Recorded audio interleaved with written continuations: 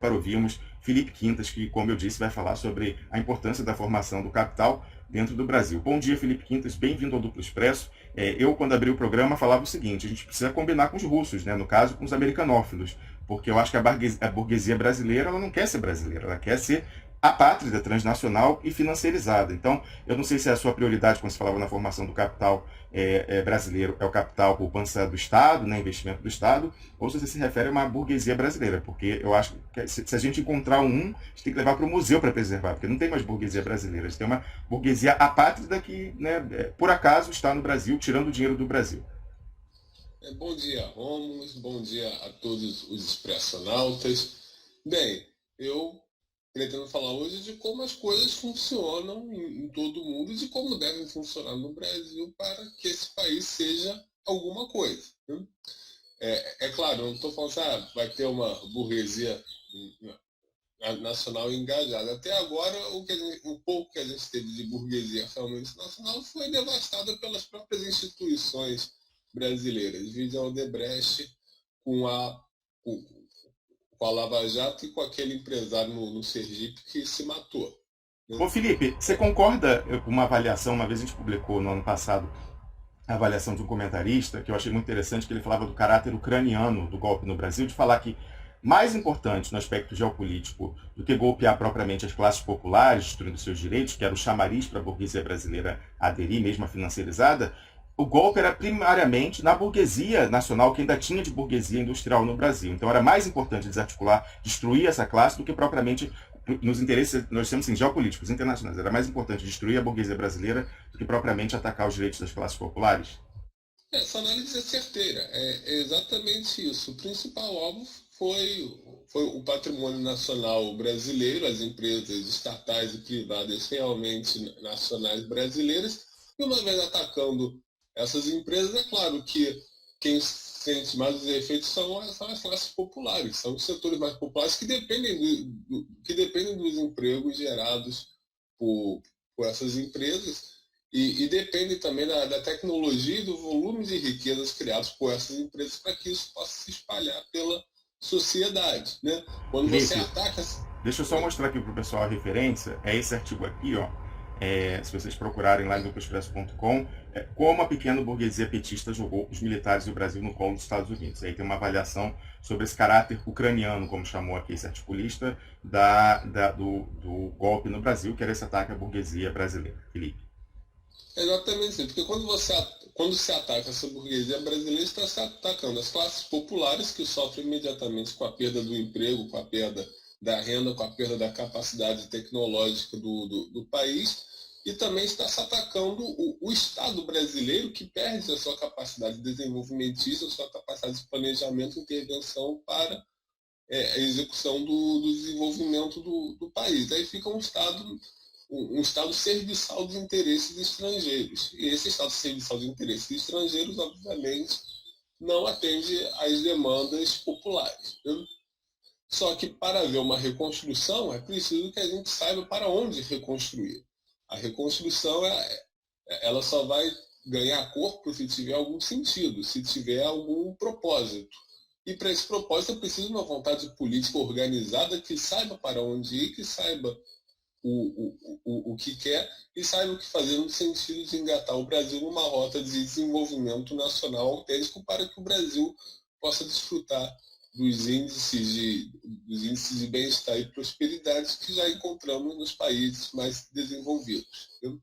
Que isso possa se universalizar para toda a população, porque, é claro, uma parcela da população já tem acesso a esse padrão de bem-estar e de prosperidade dos países desenvolvidos, mas é uma parcela muito diminuta. Para que isso possa se sentir em cada rincão do país, para que isso possa se sentir em cada canto do país, para que todos os cidadãos brasileiros tenham acesso a isso, é preciso que o Estado seja comprometido com o desenvolvimento nacional em todos os seus sentidos, né? E a expressão que eu utilizei para o título da apresentação de hoje, o capital se faz em casa, é baseado num livro, num grande livro de um grande nacionalista brasileiro, Barbosa Lima Sobrinho, que é tio do Bresser Pereira, né? Escreveu que escreveu um livro fundamental chamado Japão, o capital se faz em casa, né? É um livro aqui que não é um livro grande, é um livro excelente em que fala como o Japão emergiu de uma nação subdesenvolvida para uma condição de desenvolvimento a partir de um Estado nacionalista e desenvolvimentista que fomentou a criação do capital em casa. Ou seja, as elites políticas e empresariais japonesas recusaram o livre comércio, recusaram as teorias criadas na Inglaterra e se engajaram num processo de nacionalização dos centros de acumulação de forma a incrementar a posição do país, a posição econômica e militar do país, do Japão. Ô, Felipe, aí eu preciso fazer um acréscimo, da minha experiência, né? Minha área é o direito internacional econômico, e sempre foi um desafio para o sistema multilateral de comércio, antes o GATT e a partir de 95 a OMC, abrirem o mercado do Japão, porque o nível de coordenação entre o poder público e o Estado e aqueles grupos, grandes complexos industriais e financeiros japoneses, é tamanha que não havia nem o que questionar no âmbito da OMC e antes no âmbito do GATT, porque o governo japonês sequer precisa editar uma legislação ou uma regulamentação para fechar o seu mercado, porque essas próprias empresas adotam padrões e questões, enfim, lógico que tem uma conversa ali, deve ter, ou pelo menos eles têm tanta sintonia que não precisa nem conversar, mas que na verdade acaba sendo privada as restrições à entrada de produtos estrangeiros naquela altura dos Estados Unidos no mercado japonês, sequer precisa da atuação do governo, porque o próprio, né, o sistema de distribuição e as empresas industriais adotam padrões diferentes e tudo isso para fechar o mercado para o produto nacional. Então sempre foi um desafio muito grande. Aí, em rodadas sucessivas de negociações, tentavam encontrar uma maneira textual de desenvolver alguma regra que pudesse dar conta disso, porque no Japão o mercado é fechado, mas não é pelo governo necessariamente, é muito mais difícil de atacar, mas isso mostra a importância para um processo de desenvolvimento da sintonia entre uma burguesia nacional e o Estado, o poder público, no sentido de tocar adiante um projeto de desenvolvimento nacional, né? Então, é o exemplo prático que você vê que sequer o Estado precisa forçar, porque a própria burguesia japonesa queria o desenvolvimento do país. Exatamente. Por quê? Porque a economia do Japão já se formou e se desenvolveu enquanto economia nacional, né? Ou seja, pela própria dinâmica de funcionamento dela, ela priorizava a produção e a geração de riqueza dentro do país. O japonês não precisava fazer um discurso de hostilidade aos Estados Unidos e ao capital estrangeiro, mas pelas próprias práticas que ele entabulava nas relações econômicas do país, nessas relações com o exterior, já eram relações que dificultavam a entrada do capital estrangeiro, tanto como o Barbosa Lima Sobrinho coloca, ele escreveu o livro em 73, né? Só 0,8% do capital existente no Japão estava em mãos estrangeiras. 0,8%. Né? Isso é ínfimo, é praticamente nada. Ou seja, toda a prosperidade do Japão se deu com capital nacional, com produção nacional, com empresas nacionais e com um Estado fortíssimo e atuante para garantir a geração de riqueza dentro do país. Se não houvesse capital privado para empreender as tarefas essenciais ao desenvolvimento, o Estado ia lá e fazia. Lembrando que a informática japonesa só foi liberalizada, entre aspas, né, no final dos anos 70, no final da década de 70. Até então a informática era monopólio governamental. Ou seja, então a tão propalada informática japonesa, né, foi uma criação e um desenvolvimento do Estado japonês, né, de um Estado que tinha uma parceria profunda com o empresariado e também com os trabalhadores. Os trabalhadores japoneses gozavam de uma posição social relativamente elevada, né? Se comparar com o Brasil, então nem se compara, havia estabilidade no emprego, os salários eram bons, ou seja, havia uma coesão social, uma unidade de propósitos nacionais entre o Estado, o empresariado e os trabalhadores pelo desenvolvimento do país. E nessa unidade de propósito, o empresário japonês, diferente do empresário brasileiro, o empresário japonês se colocava como representante do seu país, mais do que representante do seu capital, colocava como representante do seu país. O autor até cita um exemplo do empresário que comentou numa entrevista que a empresa dele só prosperaria na medida em que o país como um todo prosperasse. Então, é uma ideia nacional, né, uma orientação nacional da condução econômica que marcou o desenvolvimento do Japão. Ele até cita aqui um autor sueco que escreveu nos anos 60 um livro exasperado, né, um livro criticando muito o Japão por o Japão ser absolutamente fechado para o exterior sem declarar isso, sem precisar declarar isso, justamente por essas regras, pelas protelações, pelos não ditos do Japão, que na verdade era uma forma de afirmar a proeminência do capital nacional japonês sobre o capital estrangeiro, e esse autor sueco escreveu um livro praticamente denunciando isso, exasperadíssimo, como se a Suécia fizesse diferente também nesse período, né? O autor sueco ficou revoltadíssimo com a lei que proibia que os estrangeiros tivessem mais de 20% de propriedade acionária das empresas japonesas, mas esse autor sueco se esqueceu que a Suécia tinha essa mesma lei também na época, né?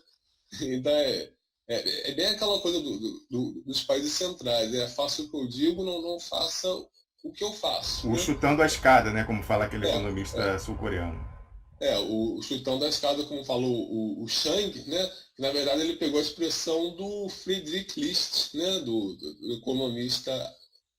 economista político alemão do século XIX, que é justamente isso. As nações que alcançam um patamar de desenvolvimento, um patamar de acumulação nacional mais elevado, elas querem que os outros países não alcancem isso, para que esses países mais desenvolvidos possam continuar tendo vantagens comerciais no livre comércio que eles mesmos criaram para benefício deles mesmos, porque o livre comércio só atende aos interesses das nações mais desenvolvidas, mais industrializadas, que agregam mais valor aos seus produtos e às suas empresas, né? Em detrimento dos países que não alcançam isso. Ou seja, o dito livre comércio, que de livre não tem nada, é uma imposição dos países mais desenvolvidos para ampliar o fosso de desigualdade entre os países centrais e os países periféricos, né? E todo país desenvolvido faz isso, né? A China faz isso também, né? A China defende o livre comércio para o Brasil, para a Grécia, né? Na ocasião ali que a Grécia estava passando por aquela crise que muita gente na Grécia defendia a saída do euro, assim como quando o Syriza assumiu, né, por volta de 2015. Aliás, o Syriza saiu do governo ontem, porque, claro, não entregou o prometido, aí saiu do governo. Com qualquer governo assim, se não entrega o prometido, é punido nas urnas, né? E na época, por volta, um pouco antes disso, em 2014, os representantes chineses num congresso aqui no Brasil, os representantes chineses defenderam que a Grécia continuasse na zona do euro, que a Grécia aplicasse todas as medidas de austeridade e de liberalização comercial que a Alemanha queria impor a ela. Por quê? Porque os chineses estavam interessadíssimos em comprar os portos e a infraestrutura grega. É claro, né? O livre comércio vem sempre em benefício dos países mais desenvolvidos, sendo que esses países mais desenvolvidos são justamente aqueles que não praticaram o livre comércio, não praticaram o liberalismo e, pelo contrário, sempre praticaram e continuam praticando um nacionalismo, um mercantilismo, um protecionismo muito fortes. Aliás, o liberalismo econômico é apenas a continuação é um prolongamento do nacionalismo dos países desenvolvidos, né? E o Japão também fez isso nas suas colônias na China e na Coreia do Sul. O Japão propalava, enquanto o Japão fechava a sua economia, desenvolvia sua indústria nacional sem querer saber do estrangeiro, ele dizia para a China e para a Coreia do Sul, que eram suas colônias, que tinham que liberalizar, abrir o seu comércio, porque, claro, a partir da dita liberalização é que o mais forte devora o mais fraco, suga o mais fraco em benefício próprio. Porque, ao contrário do que muita gente acredita, na verdade, não são os países periféricos que são dependentes dos países centrais. Eles são dependentes em termos tecnológicos e financeiros. Mas qual é a base da tecnologia e das finanças? É energia e recursos naturais. Né? Se você não tiver energia e recursos naturais, você não tem tecnologia. Né? Então, na verdade, são os países centrais que são dependentes dos países periféricos, porque sem o acesso barato, o acesso praticamente restrito às matérias-primas, às fontes energéticas e à força de trabalho dos países periféricos, nenhum país central consegue manter o seu padrão de acumulação. Isso não é que o país central seja mau, é porque o mundo funciona assim, as relações funcionam assim. E para um país ascender da condição de periferia para a condição de centro, ascender da condição de subdesenvolvido para a condição de desenvolvido, é preciso negar essas regras, é preciso negar essas regras estabelecidas pelos mais fortes, seguir o seu próprio caminho no sentido de incrementar suas habilidades, suas capacidades, sua produção, sua soma de valor interna a ele, para um dia poder se colocar em pé de igualdade com os países centrais. Para que um país possa entrar numa cooperação saudável com outros, é preciso primeiro dizer não às regras que os mais fortes querem pôr sobre ele. Né? E para isso não é um processo econômico. Na verdade, a economia é a ponta do processo. A base do processo é política. Porque para que esse processo de desenvolvimento ocorra, é preciso que haja uma institucionalidade no país que esteja fechada, que esteja comprometida com esse processo de desenvolvimento, de arrancada, ou como o geopolítico argentino Marcelo Gullo coloca, essa insubordinação fundadora, que nega as exigências dos países centrais para que o país periférico possa fundar a si próprio e se afirmar no mundo de uma maneira soberana e altiva. Né? Felipe, então, aí eu queria comentar o seguinte, que a gente sabe que o Japão, né, teve aquele milagre ali da industrialização até os anos 70, mas quando chega na década de 80, eles também chamam assim também, começam as décadas perdidas. Então, a gente não tem uma grande diminuição do PIB, mas tampouco aquele crescimento vigoroso, aquele dinamismo na economia persistiu. E, em boa medida, é porque a escada deles, embora eles já tivessem chegado no alto, a escada foi chutada pelos Estados Unidos. A gente tem os famosos acordos Plaza, né, porque é no Hotel Plaza, em Nova York, e que os Estados Unidos, ali naquela recessão dos anos 80, né, e perda de competitividade, com os japoneses invadindo, carros japoneses invadindo, né, o mercado de consumo americano, e os japoneses adquirindo diversas empresas americanas, até assim, simbólicas, como, por exemplo, você vem a Sony e compra a Columbia, compra a indústria cultural e tal. Então aquela coisa o avanço estava muito grande.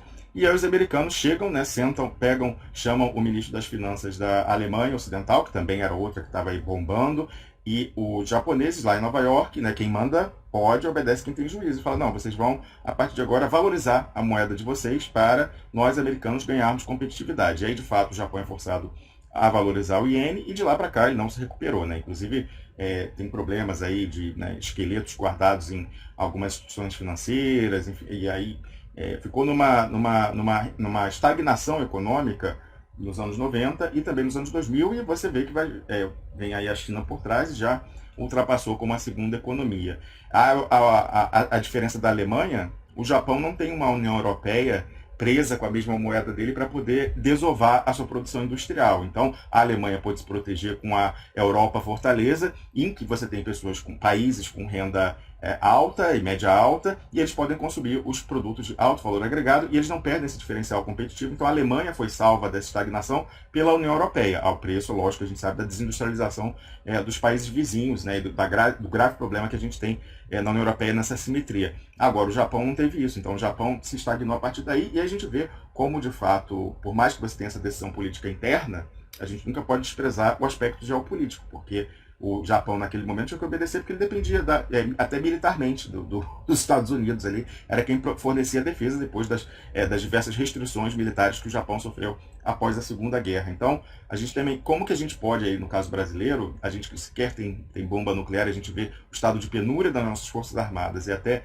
elas querendo ajudar os Estados Unidos a recolonizar o Brasil, é um desafio adicional, não é, Felipe, essa questão geopolítica?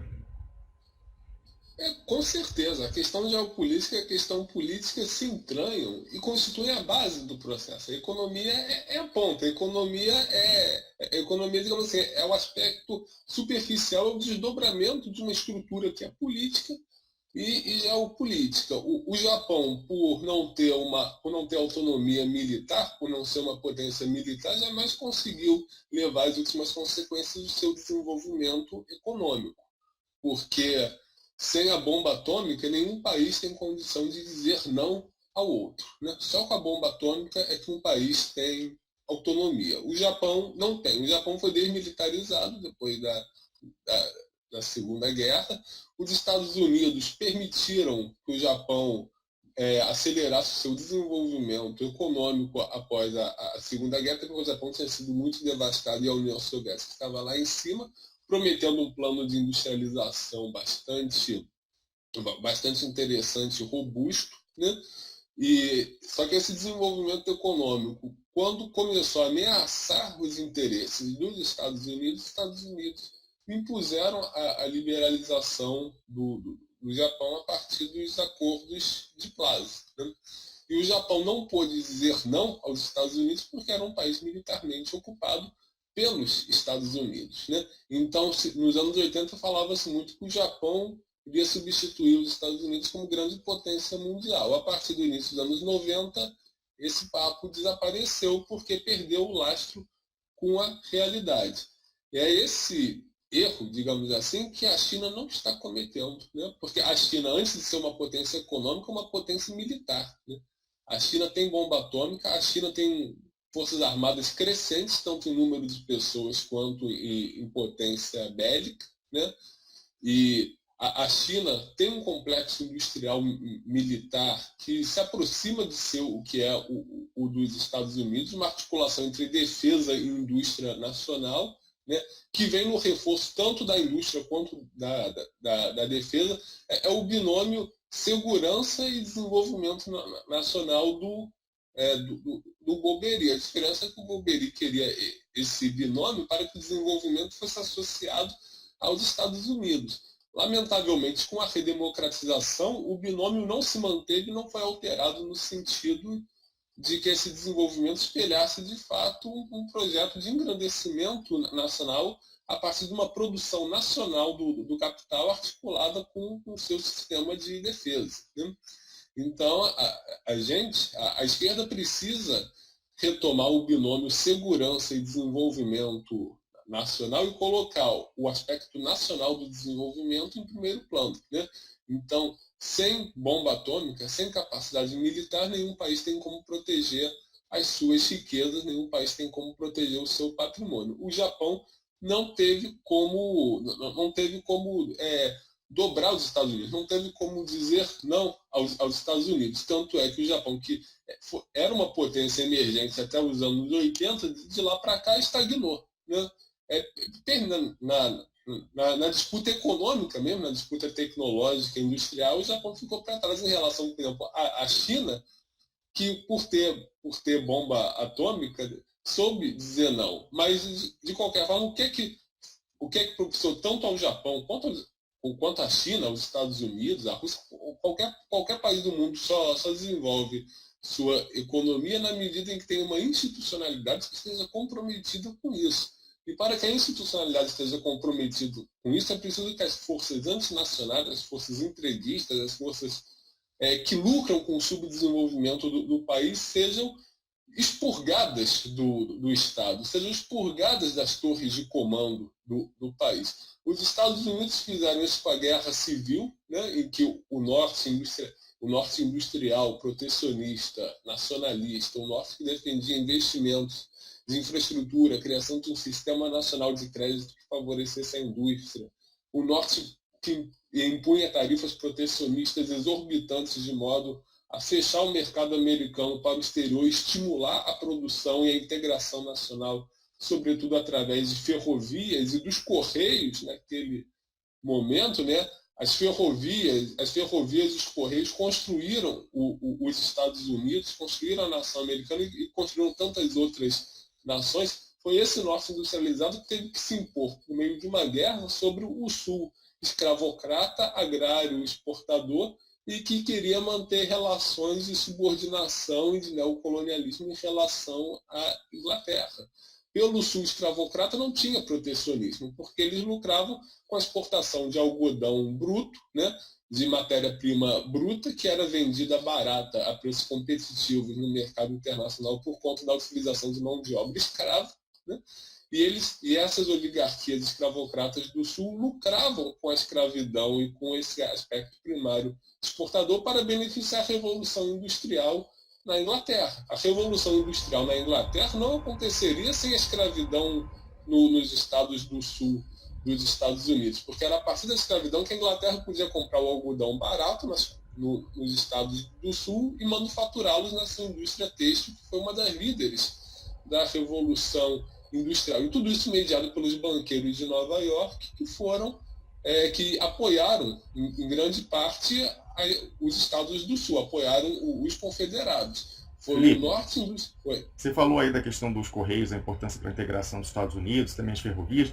No caso dos Correios, é interessante lembrar que até o presente ele é estatal, né? E é o maior empregador dos Estados Unidos, são os Correios americanos até hoje. E olhando aí essa questão dos Correios, tanto na China como no Japão, a China copiou o modelo japonês, os Correios, para além de entregar carta, encomenda, eles são a principal instituição financeira do país, porque eles aproveitam a capilaridade no território dessas agências dos Correios e tornam ela banco. Até não entendi por que já estava tudo na mão do Estado, né? Talvez, eu entendo sim, certamente foi uma sabotagem da finança privada brasileira e também da finança transnacional, mas em boa medida você tem que aproveitar as agências dos Correios em todo o território nacional e tinha que ter um guichezinho do Banco do Brasil em cada agência dessa para você usar essa sinergia, e a gente não tem isso, né? Depois eles tentaram com essa história de lotérica, né? Você também poder fazer pagamento, mas nunca usaram como porque não queriam aumentar a participação do Estado na matriz ali do mercado, da composição da participação no mercado financeiro brasileiro, mas isso era uma arma que tanto o Japão como a China usaram. Então, os Correios da China e os Correios do Japão são a maior instituição financeira do país, com o maior número de clientes, Felipe. Aliás, aqui na China também, a minha conta é a conta do Correio da Suíça, do Post Finance, que é o do Correio. As minhas contas são no Correio da Suíça. Você vai, todo lugar tem uma agência do Correio. Então, na Europa também se usou esse modelo. Mas os Correios, em qualquer país do mundo, principalmente em países grandes como Estados Unidos, China, mas também Rússia, tanto é que na Rússia o Putin declarou os Correios como setor estratégico nacional, né? Setor estratégico para o país. Então o Putin decretou que os Correios são imexíveis, né? Por conta disso, não só em países grandes como Estados Unidos, Rússia e China, mas também em países menores. Suíça, Reino Unido, Suécia, Dinamarca, Áustria, em todos esses países os Correios são estatais e além de serem estatais, foram, digamos assim, a pedra angular da construção do Estado e da nacionalidade desses países, justamente porque a estrutura dos Correios permite a integração das diferentes regiões do país a um poder central que unifique o território nacional sob um comando, um poder único, né? Então, se a gente pensar no Brasil, no caso do Brasil, que é um país grande, né, os Correios são a única instituição, a única empresa, a única instituição que está presente em todos os municípios brasileiros, né? Ou seja, a estatização do território brasileiro, o que vincula boa parte do território brasileiro ao governo federal, ao governo central, são os Correios, né? E não é à toa, não é coincidência que os Correios, além de serem uma das instituições mais difamadas e caluniadas no país, no sentido de uma propalada ineficiência dos Correios brasileiros que justificasse a sua privatização, como se tivesse alguma empresa privada eficiente. É só você ver essas transportadoras privadas, o serviço é ruim também, né? E além de ser ruim, é muito mais precário. Os carros do Correio são todos direitinhos. Dessas transportadoras privadas, o cara vem de chinelo e uma bermuda rasgada numa moto velha se entregar a encomenda. Ou seja, é muito mais fácil perder a encomenda como nessas transportadoras privadas que não têm segurança nenhuma, terceirizam, quarteirizam os serviços, não têm responsabilidade nenhuma com a entrega da encomenda. Se você receber a encomenda, se deu sorte, porque é muito provável que a encomenda se perca num acidente, ou até mesmo se aquela moto explodir ali, porque eu já recebi encomenda que eu não sei como é que a moto que entregou, a moto que estava o cara que entregou, não sei como a moto conseguia andar. Teve uma vez, então, que o cara que me entregou a encomenda num serviço privado, o cara parecia um mendigo. Né? Eu até achei que fosse um mendigo mesmo, era um senhor de idade, maltrapilho mesmo, com as roupas em farrapo de chinelo, bermuda rasgada, né? Uma camisa toda puída. Aí ele uma moto velha que parecia que foi tirada, acabou de ser montada num ferro velho, né? Ele veio me entregar e foi uma encomenda de uma transportadora grande, né? Então, você não tem isso nos Correios. Nos Correios, os carros, os caminhões são todos direitinhos, os funcionários têm todas as garantias, todas as normas de segurança, são bem remunerados, né? Então, é muito mais fácil perder a mercadoria numa transportadora privada que nos Correios. Mas, para além dessa comodidade, digamos assim, econômica, e que tem um impacto social, porque os Correios remuneram melhor, claro, né? Mas os Correios são a única forma que muitas regiões do país, a única forma que muitas regiões do país têm de se relacionarem com o poder central. Por isso que os Correios estão na mira, tanto da campanha de calúnia e difamação, quanto na mira privatizadora. É por isso que privatizar os Correios é uma prioridade para qualquer governo entreguista e ultraliberal, como foi o do Fernando Henrique, como foi o do Temer e como é o do Bolsonaro. Né? Aliás, são três coisas que constroem a nacionalidade do país e ajudam a fazer com que o Estado irradie em todo o território. São os Correios, a rede viária, ferroviária, rodoviária, né? E a malha elétrica, né? A malha elétrica do país. Ainda mais num país como o Brasil, que a malha elétrica é nacionalizada. Os sistemas de transmissão são de longa distância e abarcam todo o território nacional, que é uma coisa extremamente difícil de se fazer e rara no mundo. Né? E é por isso que esses três elementos constitutivos da estatização do território, da formação do Estado e da nação, são os Correios, a rede viária e a malha elétrica, a privatização desses é tida como prioritária pelos entreguistas, porque é a partir da privatização dessas que se desmantela a unidade territorial de um país.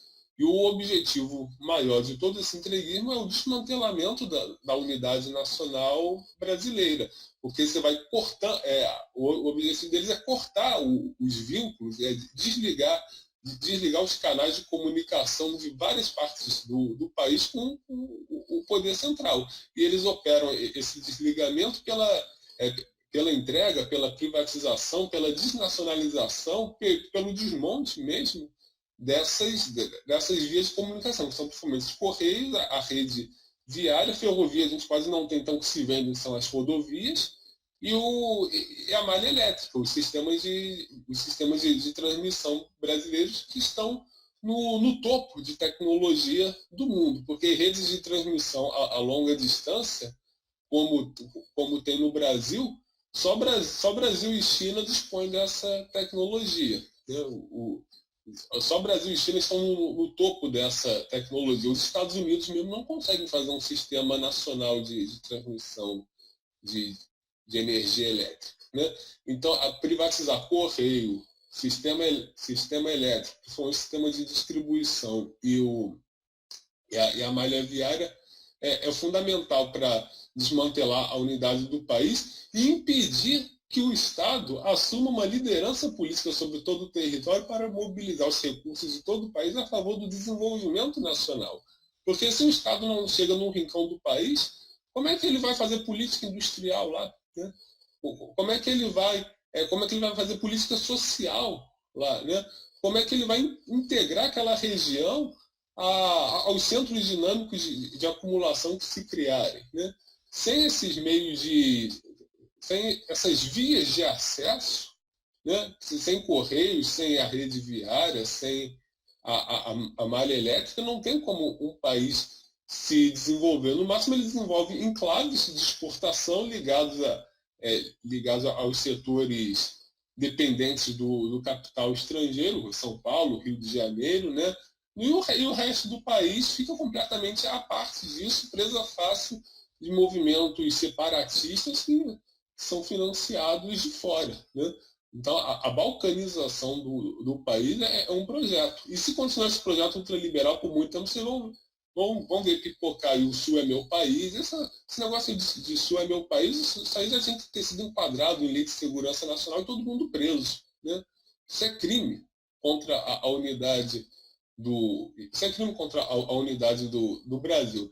E se esse ultraliberalismo persistir no Brasil, a gente vai ver essa turma ganhando força aí pelos próximos anos, porque o projeto é justamente esse.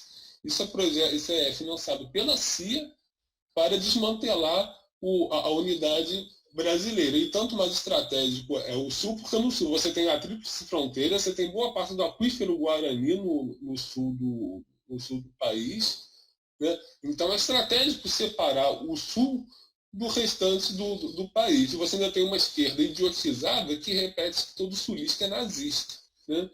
Que discrimina a região sul do país, só porque nos últimos anos ela não tem votado na esquerda. Esquecendo que até bem pouco tempo atrás o Sul era majoritariamente de esquerda. O PT ganhava todas no Rio Grande do Sul, Santa Catarina elegia várias prefeituras do PT, o Requião era uma força política central no Paraná, isso até pouco tempo. Então, numa região que até bem pouco tempo era majoritariamente de esquerda, as pessoas elas não podem ser nazistas, né?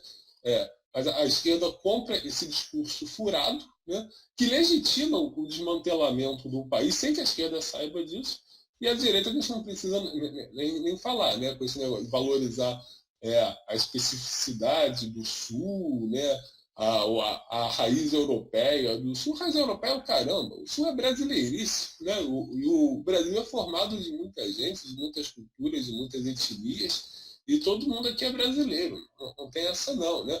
Outra coisa é a questão indígena lá no norte, né? Eu sei que tem gente que fica brava comigo por conta disso, mas é verdade, você tem todo esse discurso das ONGs e da ONU é de favorecer a autonomia indígena, soberania indígena. Soberania indígena é o caramba, né?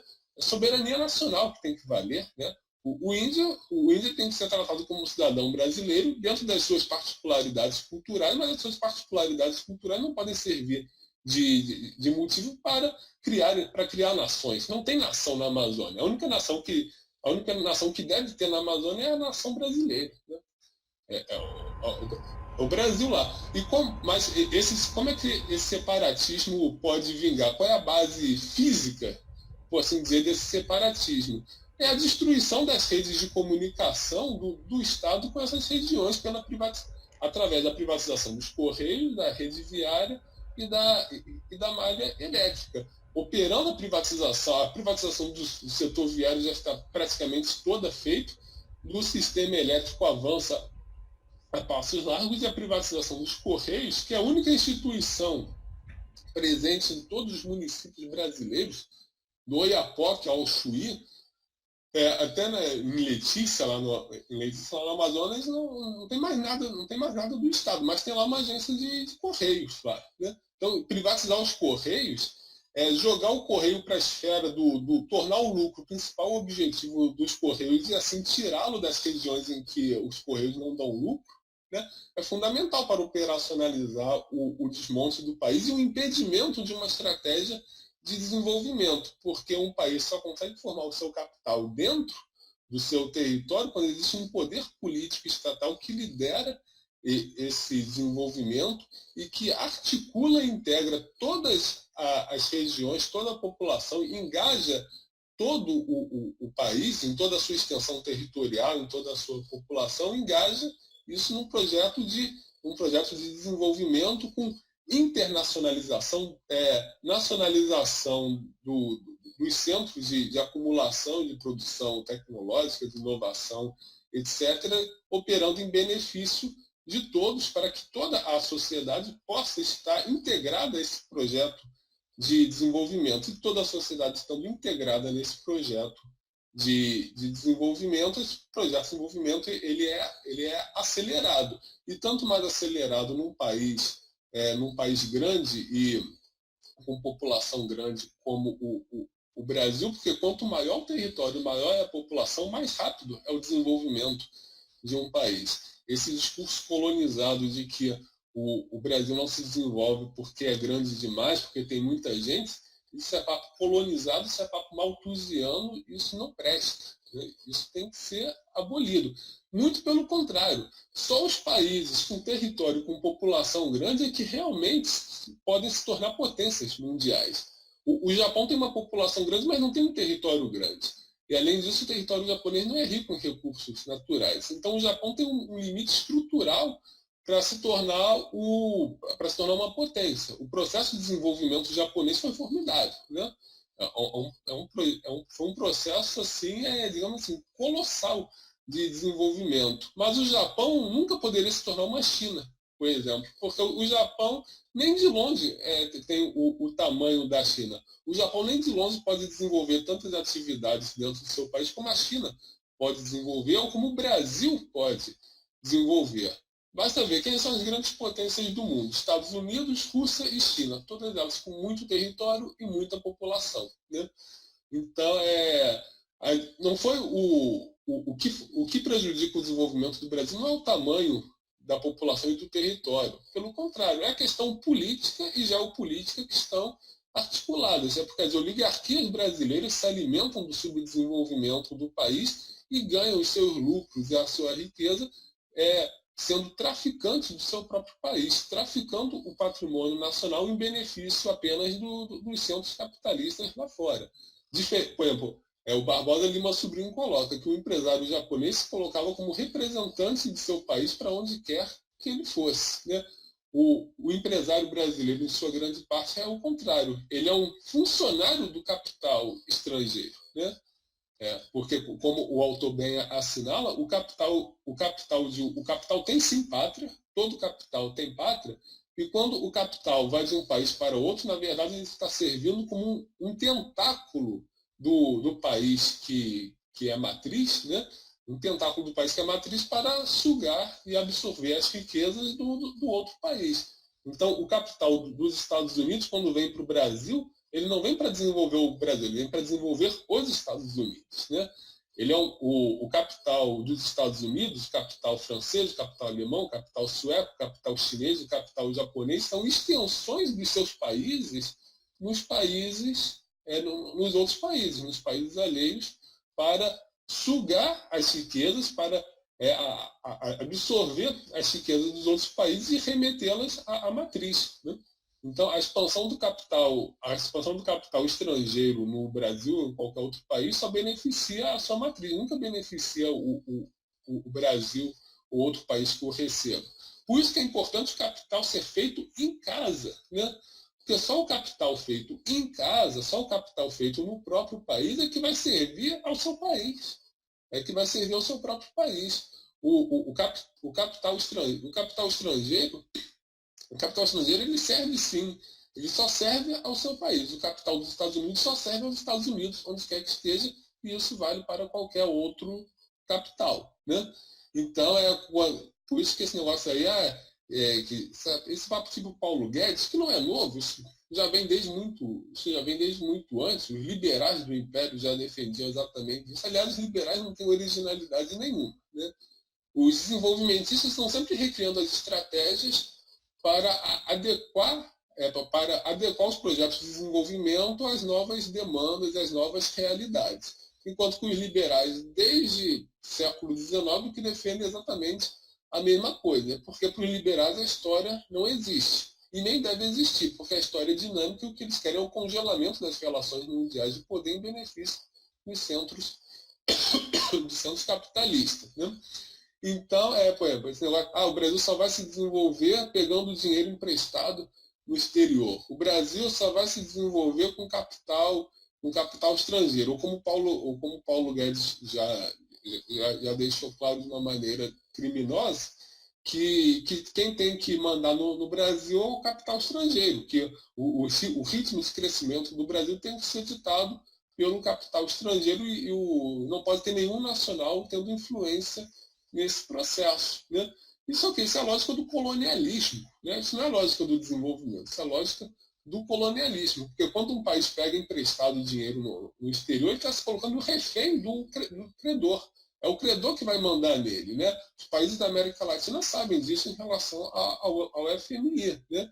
E a crise da dívida sendo um desdobramento daqueles empréstimos que os países da América Latina tomaram nos anos 70 na ilusão de que os juros, né, os juros nos Estados Unidos seriam baratíssimos para sempre. Erro que não foi só dos países da América Latina, mas também aqueles países socialistas como Romênia, Polônia e Hungria, que também se endividaram em dólar nos anos 70 e tiveram uma crise da dívida nos anos 80. Quando um país contrai empréstimo no exterior, ele está rifando o seu destino para outro país, para o país credor. Né? Ele está colocando os recursos do seu país, está colocando a população do seu país para trabalhar para outro país. Né? E não para trabalhar para dentro, mas para fora. Investimento direto estrangeiro. Investimento direto estrangeiro só beneficia o país matriz do investimento.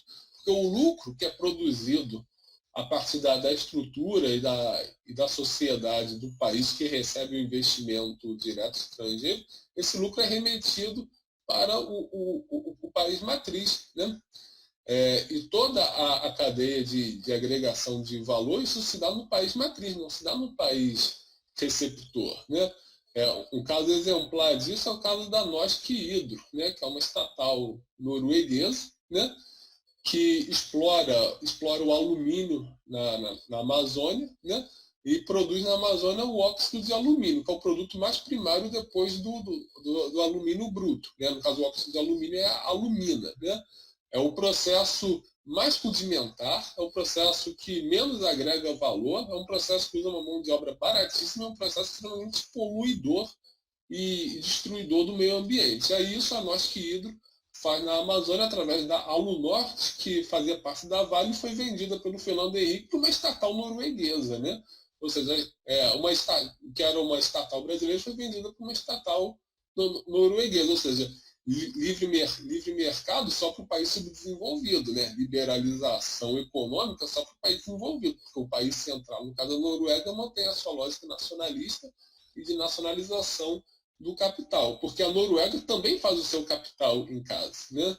Diferente do Brasil, que pelo contrário, destrói o seu capital nacional para viver à mercê do capital e das decisões dos países centrais que fazem o seu capital em casa. Pois bem, aí a Norsk Hydro tem a sua cadeia mais primária, mais poluidora, mais devastadora socialmente e ambientalmente na Amazônia. Né? Então comete práticas ilegais lá de emitir aqueles resíduos tóxicos nos rios da Amazônia. Aí a Alunorte, que é uma subsidiária da Norsk Hydro, vende baratíssimo a alumina para a Noruega, e lá na Noruega que vai ter o tratamento industrial para transformar a alumínio nos produtos acabados de alumínio de alto valor agregado, que emprega... Nesse caso aí, Felipe, você, como é um comércio intercompany, você ainda tem a questão do que chama transfer pricing, né, o preço de transferência, em que eles podem estar fraudando para não pagar impostos no Brasil, subfaturando, já que é entre empresas do mesmo grupo, você subfatura a exportação brasileira para o lucro ficar lá na matriz. Exatamente. Isso é o quê? Isso é o que o Brizola chamava de perdas internacionais. Né? São as perdas internacionais que sangram o Brasil. E essas perdas internacionais não aconteceriam se não tivesse um apoio de oligarquias entreguistas aqui dentro e que operacionalizam o Estado brasileiro não para gerar desenvolvimento para o Brasil, mas para gerar desenvolvimento lá fora, e somente lá fora. Né? Então, quem operou a privatização da Vale foram os setores da burocracia estatal, muitos no BNDES, no governo Fernando Henrique, que foi uma parte da burocracia do BNDES que planejou o programa de privatizações do Collor, do Fernando Henrique, que está sendo retomado com o Bolsonaro. Né? E esses setores, num banco supostamente de desenvolvimento, né, num banco que deveria seguir o que o seu nome diz, um Banco Nacional de Desenvolvimento Econômico e Social, né? Ao invés do BNDES servir para isso, não, serve para entregar o patrimônio brasileiro para as estatais de outros países que exploram os recursos do Brasil, exploram a população brasileira, não geram tecnologia, só geram poluição e péssimas relações de trabalho aqui dentro para que a matéria-prima deles seja vendida baratíssima para eles, né? Aí eles lá produzem os produtos acabados, sofisticados de alumínio. E a gente, que é na nossa balança comercial, está lá. Uma venda baratíssima do óxido de alumínio e uma compra caríssima dos produtos manufaturados de alumínio. Então a gente tem um déficit na balança comercial e além desse déficit da balança comercial, existe um déficit social e tecnológico que não é contabilizado, mas que substancializa o subdesenvolvimento brasileiro, que reforça o subdesenvolvimento brasileiro. E esse déficit social, esse déficit tecnológico, embora não seja contabilizado em números, mas a gente pode contabilizá-lo, por exemplo, no índice de homicídios que existe no Brasil. É uma consequência da falta de estrutura social, da falta de estrutura institucional para gerar um mínimo de ordem dentro do país. Por quê? Porque a miséria e a desordem aqui no Brasil acabam sendo funcionais para a acumulação capitalista nos centros, nos países centrais. Nesses países centrais, o Estado é nacionalista, o Estado opera a favor das suas empresas, porque os países centrais só são centrais porque eles fazem o seu capital em casa e mantêm o seu capital pela força militar, se preciso, né? Porque nenhum país pode se tornar realmente rico se não for forte militarmente. Foi isso que impediu que o Japão continuasse ascendendo na escala de poder mundial. O Japão, por não ter bomba atômica, por não ter uma força militar forte, não pôde sustentar o seu ambicioso projeto de desenvolvimento, ao passo que a China pode, né? E além disso, a China, por ser muito maior que o Japão, a China utiliza o seu Estado para aproveitar todo o seu território e toda a sua população a favor do desenvolvimento. Limite esse que o Japão, naturalmente, não pode ter. E quando tentou ter, foi por meio do imperialismo, que se explica, por exemplo, o imperialismo do Japão na Coreia do Sul e na Manchúria, por exemplo, que foi uma forma do Japão suprir a sua a sua escassez de matérias-primas e sua relativa escassez populacional, colonizando outros países, né? É isso que a Europa faz, né? É por isso que o acordo da União Europeia com o Mercosul é fácil, porque o acordo da União Europeia com o Mercosul, na verdade, é a União Europeia colocando os tentáculos nos países do Mercosul para sugá-los ainda mais, como se já não bastasse tudo que eles sugaram ao longo desses séculos todos, aí eles sugam ainda mais os países do Mercosul para ver se continuam sustentando o estado de bem-estar social deles, até porque alguém tem que manter esse estado de bem-estar social. E com uma indústria europeia decadente, aí eles procuram reforçar a indústria dos seus países, como, além do protecionismo que eles adotam, eles exploram outros países. E essa ideologia de livre mercado, de comércio, de liberalismo, só serve para legitimar a expoliação dos países periféricos e subdesenvolvidos pelos países centrais e desenvolvidos, com a cumplicidade das oligarquias entreguistas aqui. Por isso que, se a gente quiser se engajar num projeto de desenvolvimento, seja ele qual for, né, qualquer projeto de desenvolvimento nacional digno do nome, antes de começar pela economia, tem que começar pela política e pela geopolítica, né? Tem que começar por depurar as instituições do Brasil dos seus elementos entreguistas, né? Reforçar o poder militar com a construção da bomba atômica para ser utilizada a favor do Brasil, para reforçar a posição do Brasil nas negociações internacionais, porque, assim como nas relações pessoais, nas internacionais também, só é respeitado quem impõe medo, né? Quem não impõe medo não é respeitado. Quem não impõe medo, a palavra não é levada. Um país que não impõe medo ao outro jamais será respeitado, jamais será levado em consideração. A gente volta a Maquiavel, Felipe, e aí é no âmbito interno e externo, né? Que é melhor ser temido do que ser amado, né? Exatamente. É melhor ser temido que ser amado. Você pode até ser odiado. Então, desde que se seja temido, né, tá valendo. Os Estados Unidos são odiados na maior parte do mundo, mas eles são temidos. E aí? Né? Então aí até hoje. Né? São uma potência mundial até hoje. Né? Moral não entra no cálculo político e geopolítico. Aliás, muitas vezes a moral só reforça a predominância política e geopolítica. Por essas e outras, o Lula nunca ganhará o Nobel da Paz. Né? Acho que, Eu acho engraçado, Felipe, eu estava conversando esse fim de semana com o Piero. Não, o problema é que essa campanha do Nobel da Paz ela é renovada todo ano. Ele perde, mas aí fala, não, é o ano que vem, vai ficar para sempre essa porcaria. Fala, pô, finalmente, já não ganhou. Não, aí volta. Não, agora é o ano que vem, é o ano que vem. E o pessoal fica nessa daí, cara. É uma coisa incrível. Agora, Felipe, voltando à questão da burguesia nacional, da desnacionalização, do ataque à soberania, e envolvendo até o lawfare. Uma coisa que foi muito interessante foi o próprio o Japão tentando reaver parte da sua soberania no setor da indústria automotiva. Então, aí, né, a gente viu o ano passado ganhar toda a mídia, aquela questão ultra mediatizada da prisão daquele executivo que é libanês, brasileiro e francês. Ele tem 3 nacionalidades, Carlos Ghosn.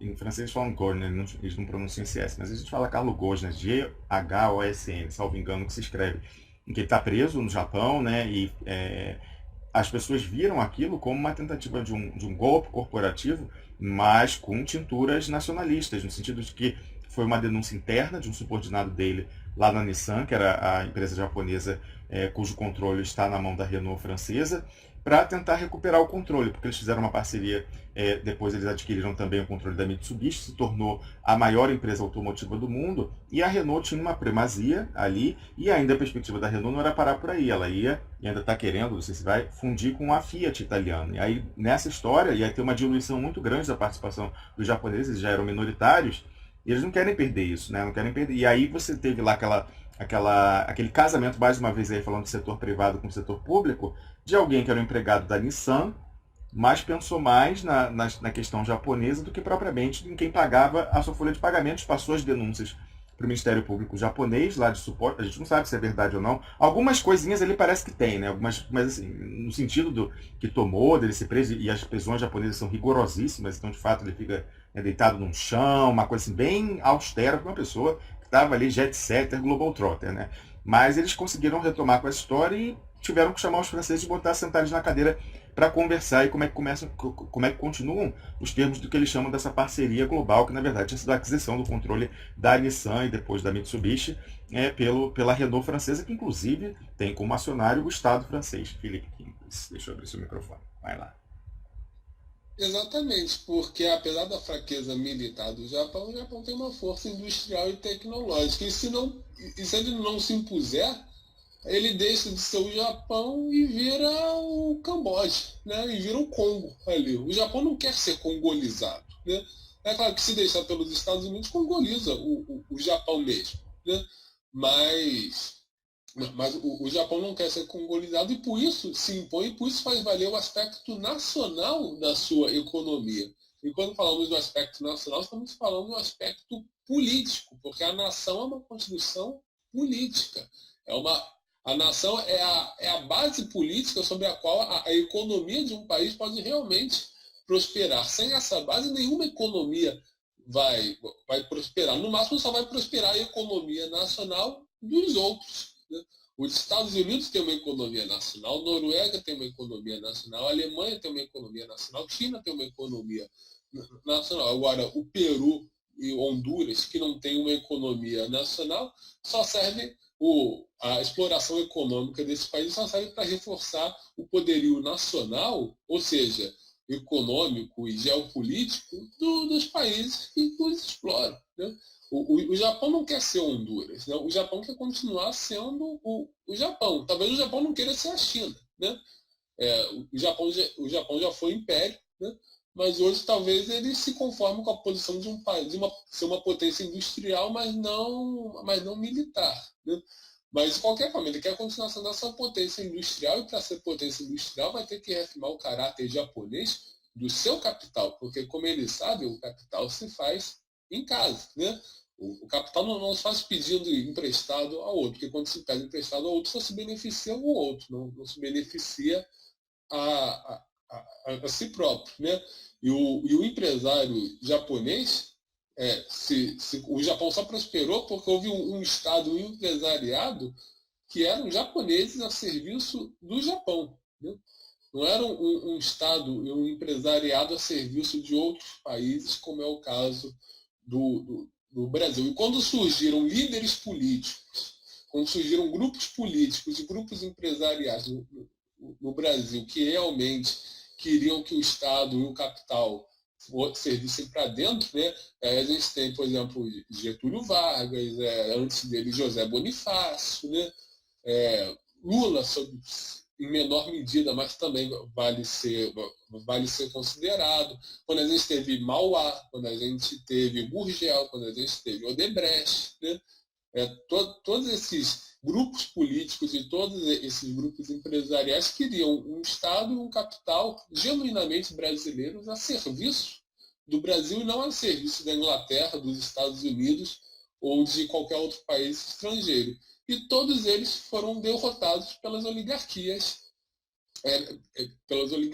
cipaias, pelas oligarquias que são brasileiras só na certidão de nascimento, mas a funcionalidade delas, a operacionalidade delas é para beneficiar os outros países. E elas lucram com isso. O lucro delas, a riqueza delas, não vem do desenvolvimento do país, vem justamente do subdesenvolvimento, né? O interesse político, geopolítico e econômico delas está profundamente ligado à manutenção dos vínculos de subdesenvolvimento, dos vínculos de colonização do Brasil em relação ao exterior. Porque se o Brasil engatar numa rota de desenvolvimento, essas oligarquias vão perder força, vão perder riqueza, porque o centro do país vai passar para outras mãos.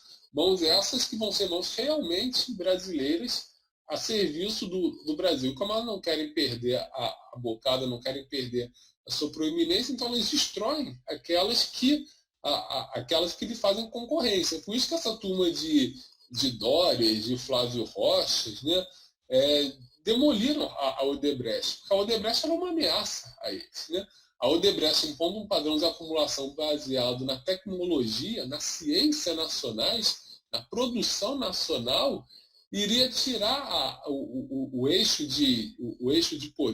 político, o eixo econômico da mão dessa turma de lacaios de serviçais do estrangeiro, que são os Dórias, os Flávio Rochas da vida, né? E aí, para fazer uma conclusão, um tema que eu posso até desenvolver em outra ocasião, é por isso que é preciso tomar muito cuidado com esses discursos que muitas vezes vêm travestidos de progressistas, né, denunciando o cartel bancário no Brasil. Porque o setor bancário no Brasil é um dos poucos que ainda permanece em mãos nacionais, né?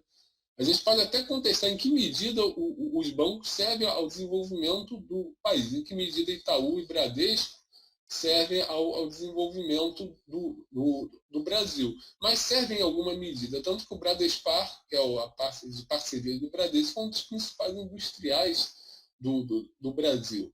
Então, esse papo que o cartel bancário, que existe um cartel bancário, que a taxa de juros é alta porque tem um cartel bancário, né? Isso é mentira. A taxa de juros é alta porque não existe uma regulação política para regular o preço do crédito, né? O preço do dinheiro. É por isso, né? Não tem nada a ver com o monopólio, até porque em todo país capitalista, o setor bancário é extremamente concentrado. Nos Estados Unidos, 4 bancos concentram 40% do crédito dos Estados Unidos. A questão, e aqueles bancos menores, aqueles bancos de esquina lá, isso não tem importância nenhuma na economia nacional dos Estados Unidos.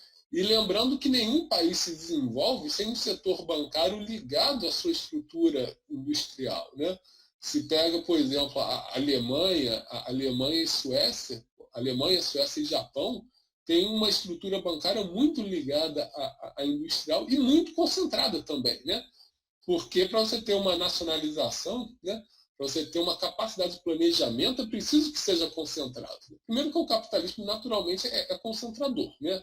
É concentrador e centralizador. É da própria dinâmica do capitalismo. Então, essa concentração e essa centralização precisa se dar em empresas nacionais, né?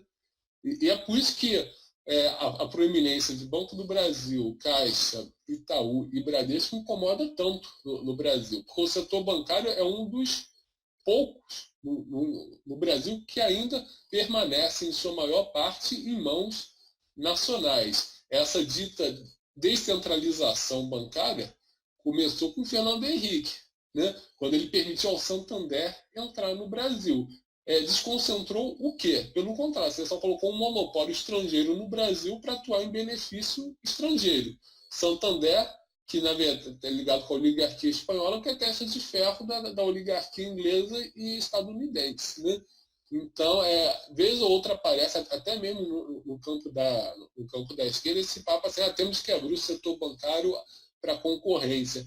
Primeiro que não existe concorrência no setor bancário em lugar nenhum do mundo, você só vai abrir para outro tipo de monopólio. E que monopólio é esse que esses caras querem abrir? Um monopólio estrangeiro, para desnacionalizar o setor bancário do Brasil e tirar qualquer possibilidade do setor bancário ser nacional e servir ao desenvolvimento industrial do país. Ainda que Bradesco e Itaú não sirvam predominantemente ao desenvolvimento industrial, mas podem vir a servir. E é por isso que precisam ser desmantelados. O golpe também é contra eles, né? Principalmente contra o Bradesco. O Itaú tem mais relação com o exterior, o Bradesco é mais nacional mesmo, né? Então, o Bradesco é o grande alvo do golpe. Talvez mais do que a Odebrecht, o grande golpe esteja sendo tramado contra o Bradesco. Banco do Brasil e Caixa nem se fala, né? Banco do Brasil, Paulo Guedes já falou que quer fundir com o Bank of America, que quer que o Bank of America absorva o Banco do Brasil, né? E a Caixa, enfim, a Caixa todo mundo sabe que, assim como os Correios, é um dos alvos prediletos dos entreguistas, né? Lembrando que a Caixa já se tornou maior que o Itaú, o Bradesco e o Santander no Brasil, né? Ou seja, uma empresa... E a Caixa não tem capital aberto em bolsa de valores, né? Ou seja, a Caixa mostra que uma empresa pode ser grande e pode ter um papel grande no Brasil sem ter o seu capital aberto na bolsa de valores, né? Aliás, uma agenda realmente de esquerda deveria começar pela proposta de proibir que as grandes empresas nacionais abrissem seu capital na bolsa de valores, né? Deveria começar por tirar a Petrobras da bolsa de valores, tirar a Eletrobras da bolsa de valores, tirar o Banco do Brasil da Bolsa de Valores, porque a Bolsa de Valores é cassino, é expoliação e não serve ao país. Só serve a agiotagem estrangeira que se usa disso para captar as poupanças e as riquezas da sociedade de um país para expoliá-la em benefício próprio, né? Então, uma proposta esquerda tem que ser proibir essas grandes empresas brasileiras de abrir o seu capital em bolsa de valores, e a Caixa Econômica é a prova de que uma empresa pode ser grande sem ter o seu capital aberto. Se alguém quiser experiência estrangeira, a Vattenfall, que é uma estatal sueca de energia, é a terceira maior empresa de energia europeia e não tem a ação na bolsa de valores, né? E é uma grande empresa. É uma das maiores empresas de energia europeia. Ser uma grande empresa de energia europeia não é pouca coisa, né?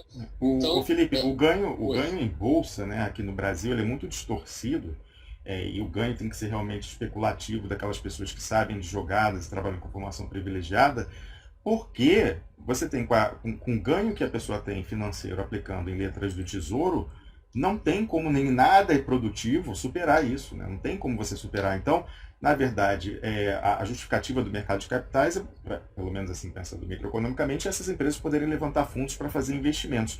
Mas no Brasil não existe isso, pela taxa de juros, essa questão. Então você tem, na realidade, a captação para fazer investimento quando tem, era pelo menos no BNDES subsidiado, e a Bolsa, na verdade, ela serve apenas para imprimir essa lógica financeirizante, com a representação desses acionistas dentro do mercado e as ações que estão no free float, só serve para você trazer essa lógica financeirizante curto prazista para a empresa, que na verdade você tira a lógica de longo prazo, e você falava aí da Vattenfall, mas também as grandes, né, os florões da indústria alemã, eles são todos controlados pelo capital familiar, né? E eles veem que, na verdade, o sucesso do capitalismo alemão, em alguma medida, também se deve a essa visão de longo prazo daquelas empresas, grandes grupos que estão há 3, 4 gerações da família, e a pessoa que está atualmente está pensando nas 3, 4 que vêm depois.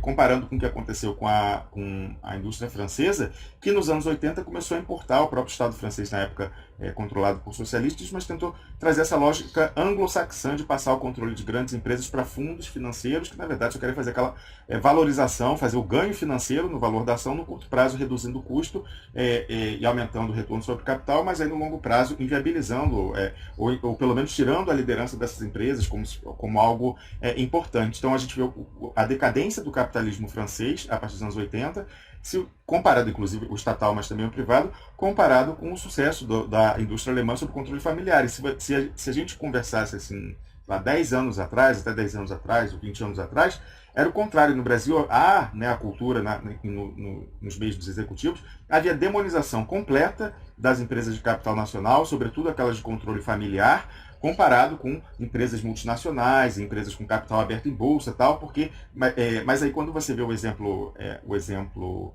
alemão, e comparado com o francês, o que aconteceu quando eles se anglicizaram, né, a sua lógica de controle desses grandes grupos, você vê que não tem saída realmente para além de você ter o controle nacional. Aí a gente aqui deve ter alguma divergência entre os nossos comentaristas, entre quem quer uma burguesia brasileira e quem quereria o controle estatal. Eu acho que tem que ter os dois. Felipe Quintas, para concluir. Exatamente. Mas você só tem essa primazia dos títulos do Tesouro. Os títulos do Tesouro são mais rentáveis porque a política econômica do governo é orientada para a recessão, é orientada para criar recessão e arroxo. Porque se fosse orientada para criar desenvolvimento, aproveitando as imensas potencialidades do nosso mercado interno, que ainda é escasso, né? É escasso porque a população brasileira tem pouca capacidade de consumo, porque é pobre, né? Mas se você desenvolve esse mercado interno, se o Estado serve para desenvolver esse mercado interno, se o Estado servir para desenvolver a capacidade produtiva industrial do país, os lucros com a produção serão muito mais rentáveis, serão muito mais negócios que o lucro com o título do Tesouro. Mas é daí o sentido da lógica ultraliberal. O sentido da lógica ultraliberal é desestimular a produção e o investimento produtivo, né? Para que quem tenha capital, para que o dono do dinheiro invista na especulação e engorde os fundos estrangeiros, os fundos financeiros estrangeiros, engorde o cassino financeiro estrangeiro. É para isso que serve. E o resto da população que se exploda. Quem não arrumar emprego, que se exploda. Né? Aí vem todo o discurso eugenista, malthusiano, ambientalista, seja lá o que for, para justificar o desmantelamento da estrutura produtiva do país e justificar que na verdade o país não se desenvolve porque tem muita gente e a solução é exterminar a maior parte da população. Né? É exatamente por isso. E na questão da concentração, a concentração, principalmente se for num grupo familiar com visão de longo prazo, é fundamental para ter planejamento de longo prazo, planejamento estratégico. O Estado só vai conseguir estabelecer uma parceria com o setor privado, no sentido de ambos estabelecerem uma estratégia de longo prazo, se houver uma concentração. Né? Se houver uma dispersão muito grande, não tem como planejar nada. Né? A concentração pode ser boa, a concentração pode ser utilizada para propósitos sociais. Aliás, quem quer gerar um estado de bem-estar social tem que concentrar capital em grandes empresas, em campeãs nacionais. O Estado tem que ser centralizado e favorecer essa concentração. Né? Isso é condição sine qua non. Né? Isso não sou eu que estou falando. Se você for ver o que os planejadores da antiga social-democracia sueca e do antigo desenvolvimentismo japonês colocavam, era isso. Né? Não é essa social-democracia de hoje que libera tudo e comemora o dia da menstruação, como se fala na Suécia. Não é isso. Era aquela social-democracia que realmente construiu um estado de bem-estar social. Aqueles caras falavam, se não tiver concentração de capital, não tem como a gente planejar os recursos do país e o desenvolvimento do país para gerar os recursos necessários para o bem-estar social. E estavam certíssimos. Né? E é por isso que vem todo esse discurso liberal de exaltação do microempresário, do pequeno empreendedor, exaltação da competição. Competição é lenda. Né?